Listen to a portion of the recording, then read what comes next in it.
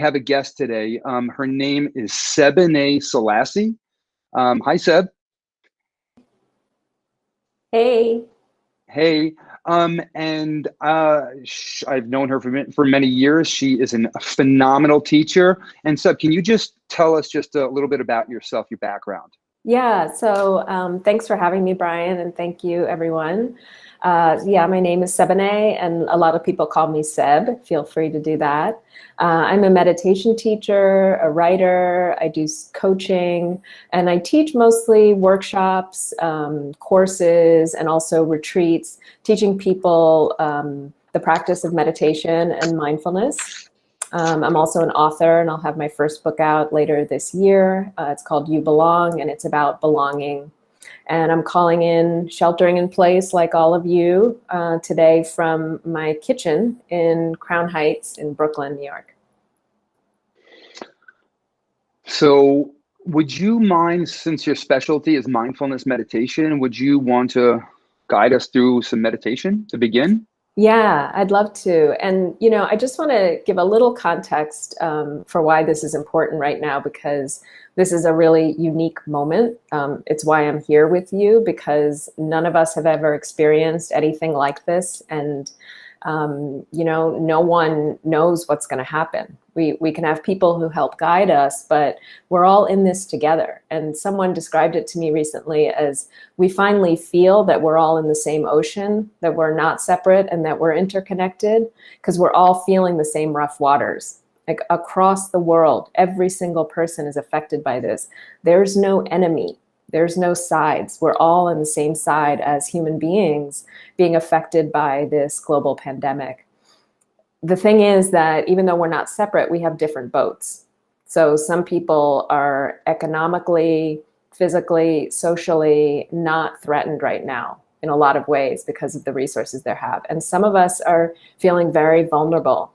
And so part of the practice of meditation is kind of stabilizing your own boat, recognizing that we could easily capsize if we just fall into the fear and anxiety, and it's natural for that fear and anxiety to be here.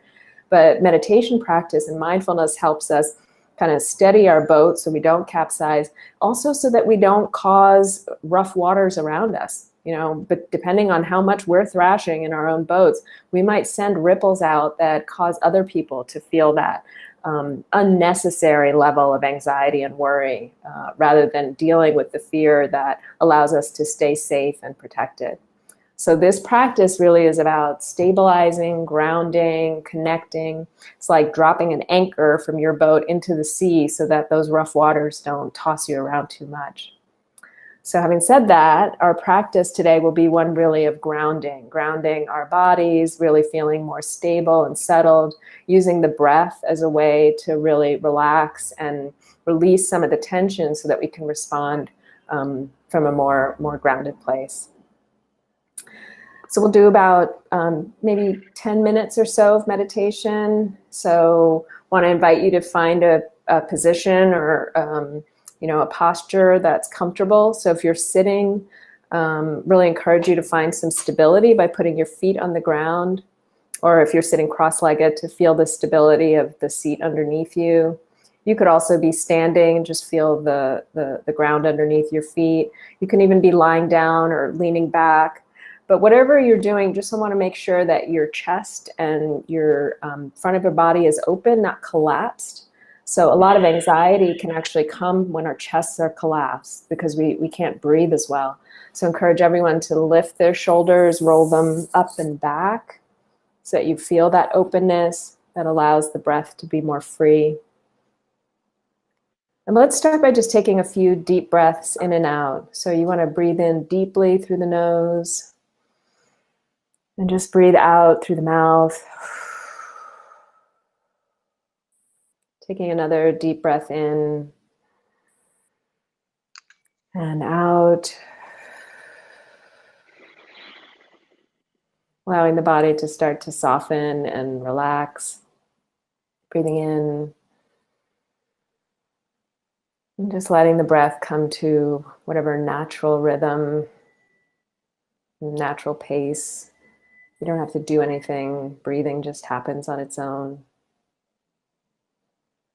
Allow your hands to just relax in your lap or on your thighs. And just notice how you're feeling right now. Just notice how the body feels, maybe what thoughts or emotions are in the mind. Maybe you're thinking about what just happened or what's going to happen or questioning what's going on right now. All of that is fine. So mindfulness is about noticing what's happening in any moment without any judgment, allowing our experience to be as it is, creating a sense of spaciousness and awareness around just this moment.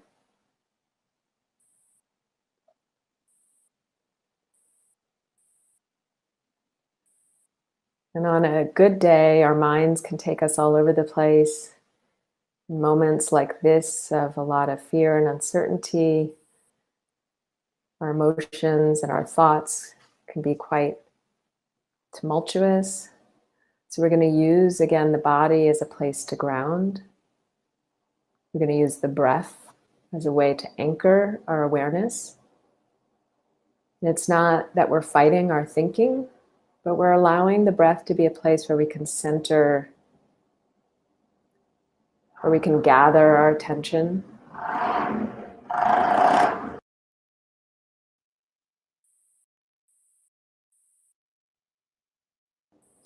So I'm going to invite you to just bring your awareness to the breath.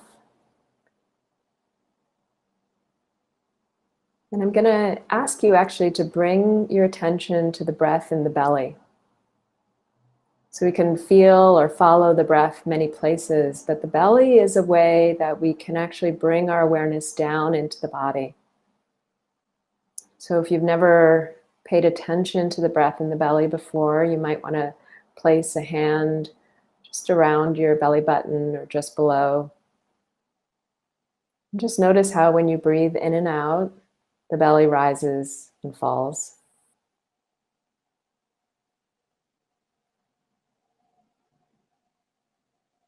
So on an inhale, the belly will rise. On an exhale, it'll fall. On an inhale, the belly expands.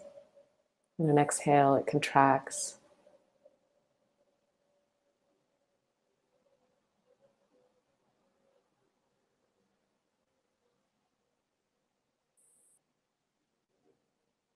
And even as we're paying attention to the breath, we hear sounds around us, thoughts arise, other sensations grab our attention, and none of this is a problem or a mistake. It's part of the process of gathering our awareness. And so in any moment, we can just relax our awareness into the belly and breath. You can try even just paying attention to one inhale from its very beginning to its very end.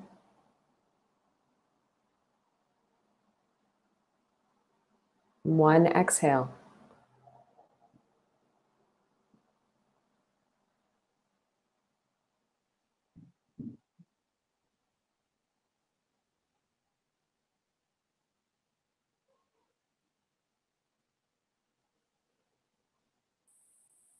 Remembering that this is a process of getting caught up and lost in thoughts or sensations or sounds, and simply relaxing, bringing awareness back to the breath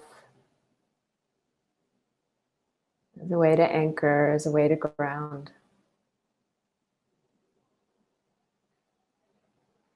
I'll let you try that on your own for a few moments.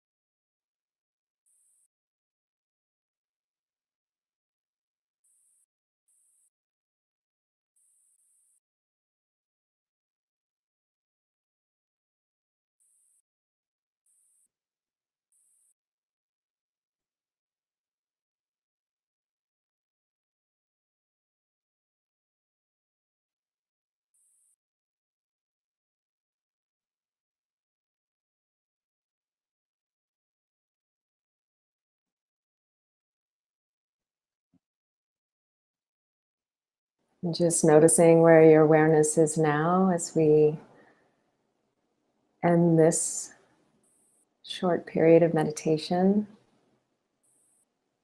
Allowing yourself to reconnect to the breath, knowing that you can return here whenever you feel stressed or lost. This is a place of refuge, of groundedness, of mindfulness. And just opening your eyes, reconnecting to each other in the space again.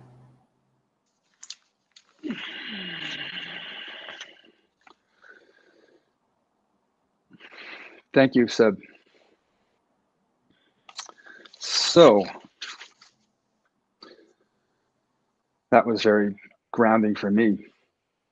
And I think a lot of times when, kids look at us, they think that like older people or adults, teachers, authors are just, they got it covered. They're always calm. They're always relaxed. And we need this just as much as they do. Mm-hmm. Yeah. So can you go into a little bit of your background? Because I know a lot of your work is it's not just meditation, it's not just mindfulness, but it's kind of rooted in like how you grew up as a kid. So could you tell us a little bit about that? Yeah, I really appreciate the question because it's so true. Although I teach meditation and retreats and workshops, the quality of them might be a little different than what people expect because I look a lot at kind of what causes our distress, like why we're showing up to these spaces looking for mindfulness, looking for meditation, looking for healing, relaxation. And I really see that a lot of the stress people experience are based on the realities of our culture and our society. And I only know that because I've experienced it. So my personal story, I was born in Ethiopia, in East Africa, and I came to the US when I was 3 and grew up as an immigrant in America in the 70s and 80s. And as a Black kid, and then eventually woman. And so experienced a lot of the challenges of issues of identity and issues around class and race and the realities of the challenges that we may face depending on our identities and our experiences. And really, for me, growing up, a lot of that was around a sense of belonging or really not belonging. So there was much smaller Ethiopian immigrant population where I grew up, and I grew up in white neighborhoods and went to white schools in DC.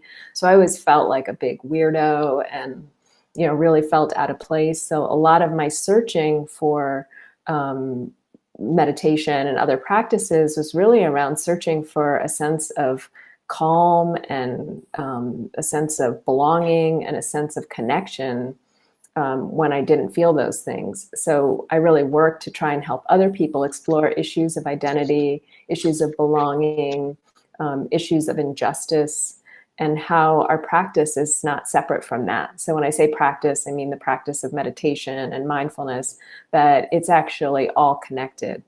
Let me ask you a question if I can, because we pulled questions ahead of time. Some kids wanted their name used and some didn't. A freshman asked this question: how did you deal with the feeling of not belonging when you were younger? How did you deal with it as a kid? I think, at different times I dealt with it differently. So I think when I was really young, I tried to fit in and, pretty much failed at that, mostly miserably. Tried to dress like the other kids or be like the other kids. As I got older, I think it was more rebellious. So then I was sort of rebelling against what the mainstream or dominant culture was doing and tried to find my own way.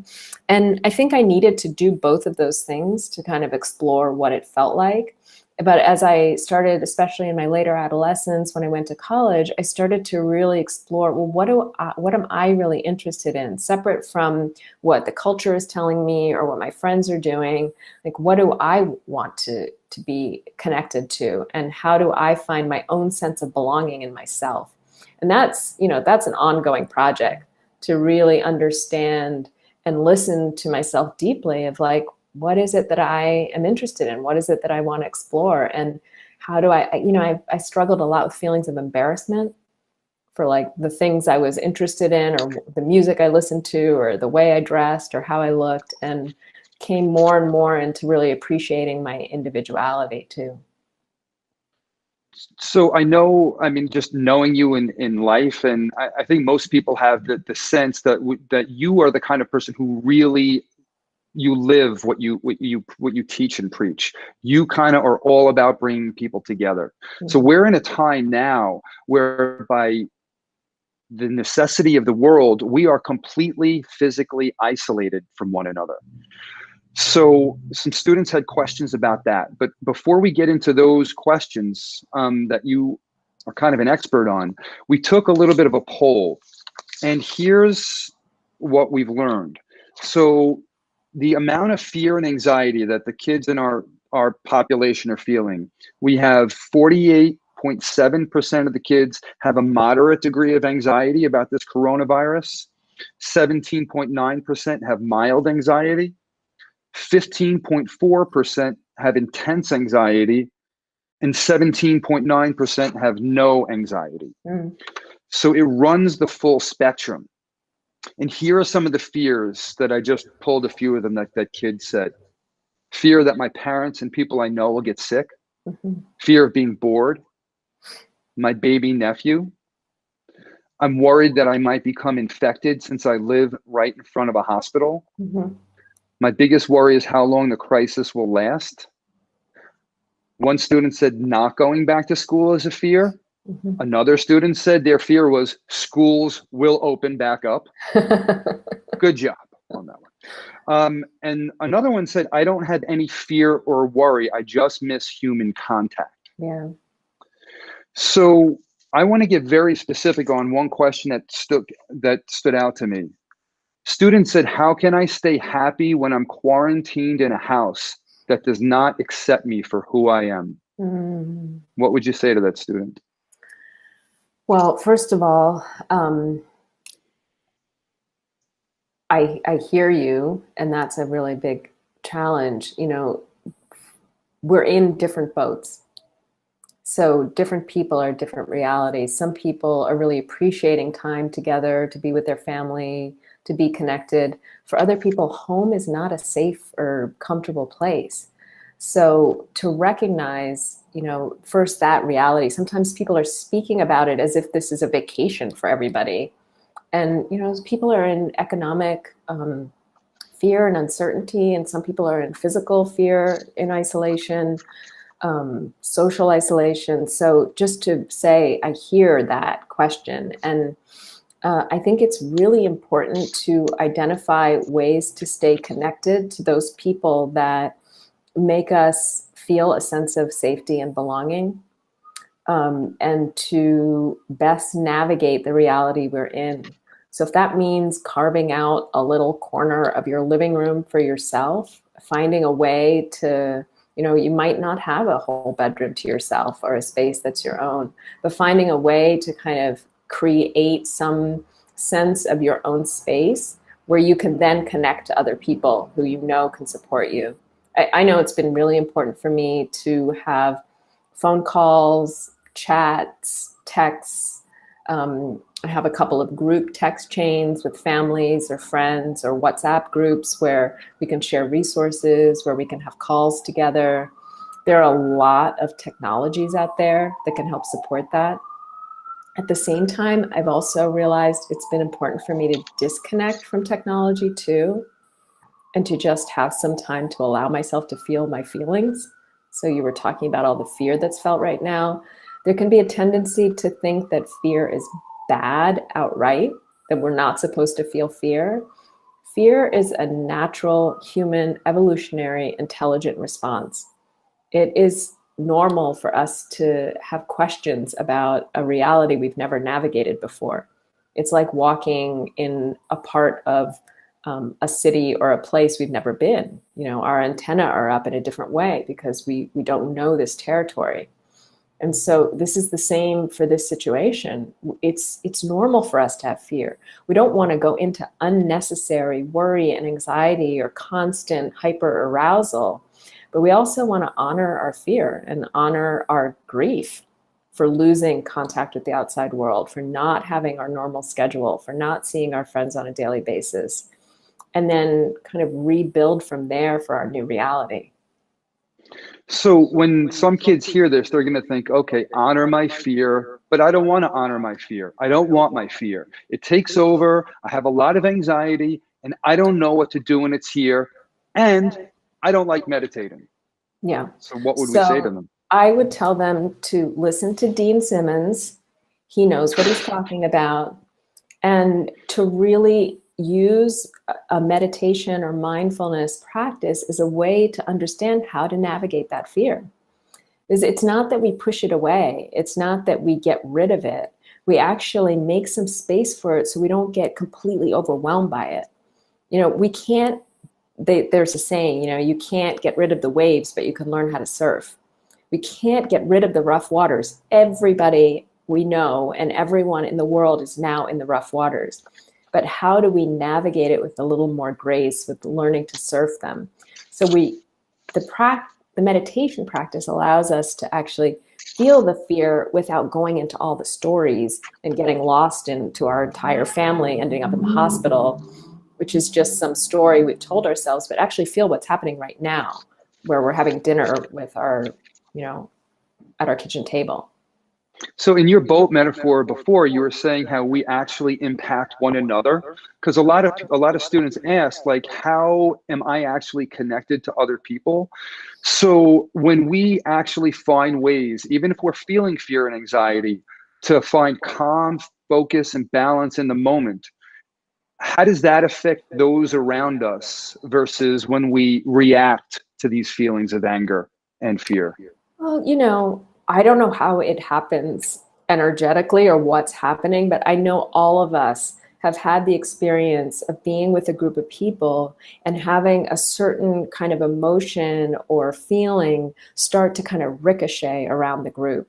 And we feel this with our families. I grew up with a very kind of stressed, neurotic mom. You know, she was constantly worried and anxious, and there was no way that I wouldn't pick up on that. Like, that led to my own stress and anxiety and a lot of the reasons why I struggled with mental health and wellness growing up. So sometimes we actually need to remove ourselves from our family. So many of us can go into trying to save our parents or save the people around us who are anxious, maybe their siblings or other family members. We actually need some space away from them so we can restabilize it. They're going to draw us into their ripples, you know, into the wake of their boats. We need to kind of restabilize ourselves so that we can kind of enter in with a little more groundedness ourselves. You know, our anchors have to be strong so that we don't capsize. So when you say that, that reminds me of the story. I know you're familiar with it. There's a meditation teacher, Thich Nhat Hanh is his name, and he, you know, tells the story that when the refugees were fleeing from the Vietnam War, they would be in these boats that were really packed with people, and the boats that were filled where everyone was kind of freaking out and fearful, eventually they would capsize or they would kind of meet with the disaster. But the boats that had only a single person who could calm themselves, somehow that one pole of calm in that boat would keep everyone grounded and the boat safe. Yeah, I know that story and it feels so real. And, you know, sometimes that means finding ways to kind of focus around something else. And it might be watching an inspiring film together, or asking your family questions about where they're from or their past, or asking your parents to tell stories from their childhood. You know, finding ways to kind of redirect the energy away from the anxiety of the moment into a shared experience of kind of calm and connectedness, as you're describing. So I think we have Avalon live. She's going to ask us a question, but in the meantime, while we pull her up, unless she's here, I'll ask a Yes, question I'm for here. Jason. Oh, you're here, Avalon. Yes. Go ahead, ask away. And Okay. you can put your video on if you want. We can't see you. Oh, there you are. Go ahead. Is it okay? One of my questions to you is what are some ways that meditation has changed your life? Oh my goodness, we're Did you going have to a have to question? see. Yeah, Oh, that's a great question, Avalon. There's so many ways, so we could stay here all day, but I'll give a couple. I think one way that it's really helped me is dealing with the anxiety and fears that I really struggle with just in social interactions. So I'm pretty introverted, even if I don't seem so right now. I can't stand public speaking, even though it's my job.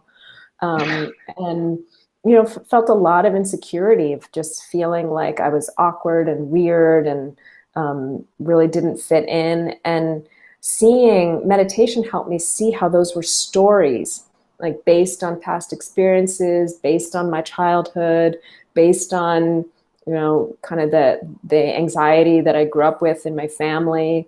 And it helped me realize that actually when I just connected to this moment in my body, I was fine. I actually liked myself and was pretty proud of myself in terms of realizing I had a kind heart and a good heart and people who loved me. And so it helped me kind of separate the stories from the reality. Another thing meditation really helped me with is the really stressful moments in my life. So as Brian knows, I'm a 3-time cancer survivor. I had stage 4 cancer twice, and there's no stage 5 with cancer. So came pretty close to death a couple of times. And it was only through my meditation practice that I could be with the moment of, okay, I'm still alive right now.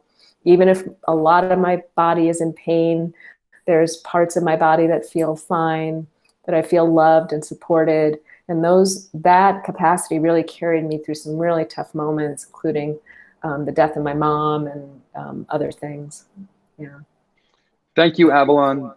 So I want to follow up, Seb. There's a 12th grader named Nuria, and she asked this question related to what you just said. She said, some people can look ahead of negative things and try to calm down with a peaceful breath, but other people can't and would rather look at what's true. Wouldn't mindfulness be somewhat worthless to them? So let me understand the question. So she's saying that looking at what's true can be negative? She seems to be saying that if we're focusing on our breath and calming down, that we're not looking at what's true. We're just kind of relaxing ourselves and ignoring the unpleasant realities that we're in. Oh, I see. Yeah, that's a great question. I don't see it as ignoring the negative realities. I see it more as, like I was describing, anchoring in the moment so that you're better prepared to deal with the realities. So we really did the first step of the practice of meditation by grounding ourselves in our body and relaxing. And then we're better prepared to deal with the fear or anxiety that's coming up. And Dean Simmons can teach you how to do that in future sessions. But really, there are steps to being able to meet what's in front of us. Rather than charging forward into the disruption or we're taking a step to just see what's there, ground ourselves so we can respond with some measure of calm and connectedness, rather than just heading off into something without any stability or any real understanding of what's happening. It helps us see more clearly. It helps us be more prepared, actually. It doesn't get any more scary than breast cancer. So I know from how, when you were going through this, I did not get the sense at any point in time that you were ignoring the reality. You seem to be very clearly focused on it. So that's a good misconception sometimes people have, right? Or a bad misconception, that when we're mindful, we're just la, la, la, la, let's just calm down and ignore it, which is not what you're saying. I mean, you're saying really be with what's present and find ways to navigate through it. And making sure that you are calm and connected, as you're describing, in order to do it. So that mindfulness allows us to establish that calm and connectedness so that we can respond with more clarity, with more compassion, with more, presence, really. In fact, without saying the actual word, and it's probably not something I should say to students, but I knew that you had a rallying cry when you were battling cancer, which was F cancer. Right. Yeah. So I'm at the point now where I'm in the F Corona type of Yeah. mindset, Yeah. but Yeah. like, let's be real about it. Let's Right. take this on and see it. And how can we be really like positive, resilient, and kind of build our capacities in the middle of it rather than just ignore it? Yeah. And we're seeing it every day. We're seeing with the healthcare workers, we're seeing with students adapting so quickly. You were talking about teachers adapting. Students are adapting so quickly to be able to learn in this unprecedented way. I mean, no one has ever been through this, and we're all learning real time together. I know that we're a little bit over time, but the questions from the kids are so unbelievable. I have to ask a couple more if you don't Yeah, mind. sure. Jason, 12th grader, he says, for those of us who feel the need for control and structure, what would be the best way to get back that sense of control without having our normal daily routine? Yeah. Well, Jason, I think that we're all having to give up the sense of control. I hear what you're saying with that question, but we're not going to be able to control this reality because things keep changing and they're going to continue to change. We don't know what's coming next, but I think we can give ourselves some measure of structure and some way to be adaptable to what's happening. So I know even for myself, I work from home a lot in writing and teaching online. But even for me, I've had to kind of recommit to some intentions. So one of them is to not read so much news. The first week, and I don't, kind of judge myself for this because we were all trying to figure out what's going on. But I was like reading every single article and every piece of news that was coming out. And I realized this is not healthy. Like I was just so consumed by it. So I have to recommit to the structure of not spending my entire morning looking at news websites, or following every link that someone sends me or every post, but really recommitting to the things I know I want to do with my morning. And I've had to keep telling myself to recommit to being active, even if that means just going up and down the 5 flights of stairs in my building. But really finding ways to know what my intentions are, what my aspirations are, and creating some structure around those. And accountability really helps. Like sharing that intention with some friends or with my family of how I want to structure my day, what I want to do, and recommitting to that. Might be every day. So this idea of structure is important because, we have students who, just to be real about it, are like playing Xbox now till like 5 o'clock in the morning, rolling out of bed at 1 or 2 o'clock, maybe going on to Google Classroom, looking at a couple assignments, and then binging on Netflix for 2 hours. So, aside from practicing meditation, I mean, you're also a life coach. Is there a value in establishing some sense of structure when you go to bed, when you wake up, organizing some new idea of normalcy in the midst of the abnormal world that we're now living in? Yeah, and I think again, definitely yes, and recommitting to that because it's so hard without this structure that Jason's describing, which gives us the sense of control, without bells or timing or class changes to give us that sense of structure. We have to create it for ourselves, which is really hard. It's hard to do that in isolation, not connection. So again, sharing your intentions, sharing what you want your day to look like or what you want to have happen with a group of friends. Like maybe there's a group of you who say, I want to make sure that I do this every day, or I want to make sure that I do this activity once a day. And check in with each other and see if you're committing to that, whether that's meditation or exercise or homework time. Like create some sort of accountability circle for yourself. And it's not just the kids too, as you're saying. I mean, I was in a conference call with teachers earlier who are struggling from the exact same thing. And I was 55 minutes late to it, so I'm completely not immune to this. Sorry, guys. Anyway, two more questions, which are probably on a lot of people's minds. Damien asks, I have trouble sleeping. Is there help going to sleep? What can I do?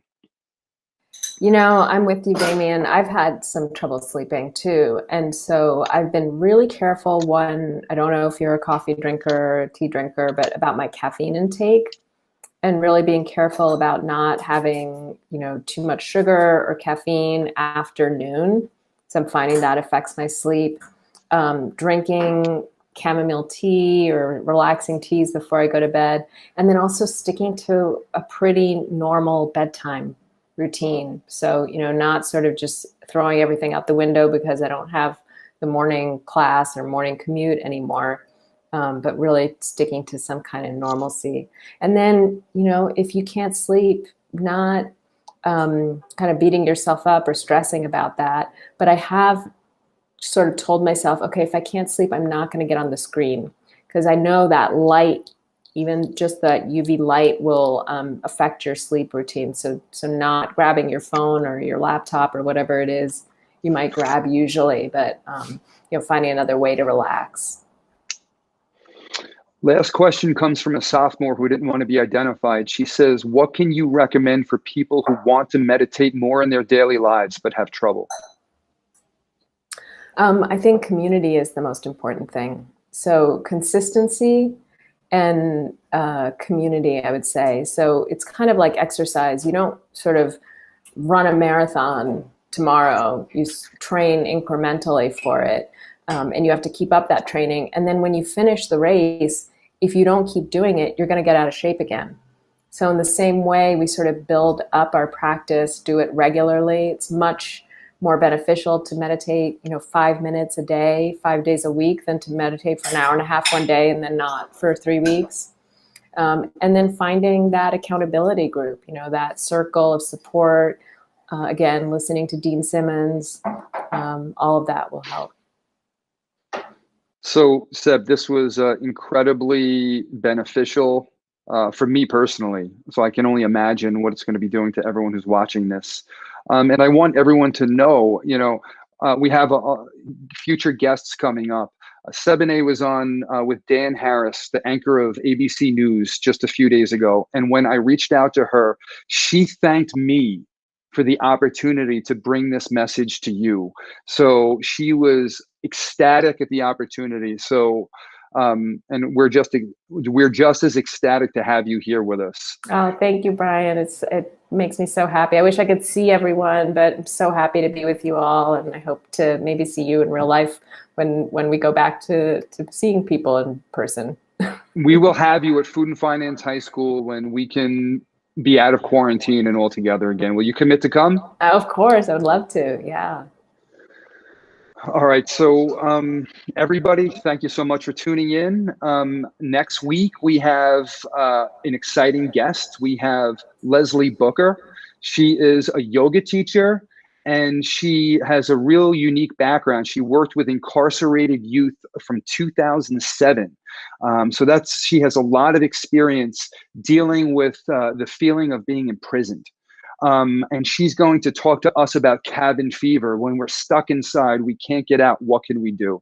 And she's also an incredible teacher. She's a great teacher. Enjoy that. Yeah. Yeah. So till next week, guys, stay calm and connected, and we'll see you soon. Thank you.